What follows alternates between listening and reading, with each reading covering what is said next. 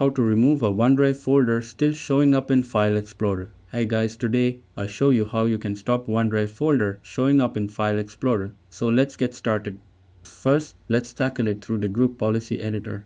Start by clicking on the Start menu and typing Group Policy Editor into the search bar.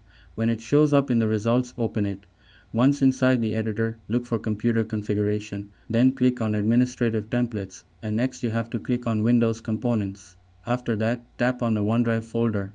On the right side, you'll find a setting labeled Prevent the usage of OneDrive for file storage. Right-click on this option and choose Edit. A window will pop up here. Simply select Disable and then click OK to save the change.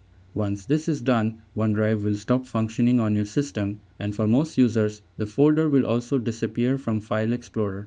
However, if you're using certain versions of Windows like Pro or Enterprise, you might still see an empty OneDrive folder sitting there. This won't harm anything, but if you want to clean up your File Explorer completely and get rid of that icon too, there's a way to do it through the Windows Registry Editor.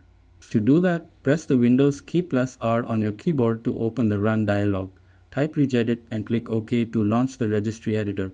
Once you're in, navigate through the left panel by tapping on Computer, then click on hkey_classes_root, followed by CLC, and finally look for a folder typically named as a long number. After opening that folder, look for a file on the right called System Espineta namespace tree. Right-click on it and select Modify. A small edit box will appear in the value field. Change the number from 1 to 0 and then press OK to confirm. After applying this change, the OneDrive folder icon should now be gone from File Explorer even if the app itself remains installed.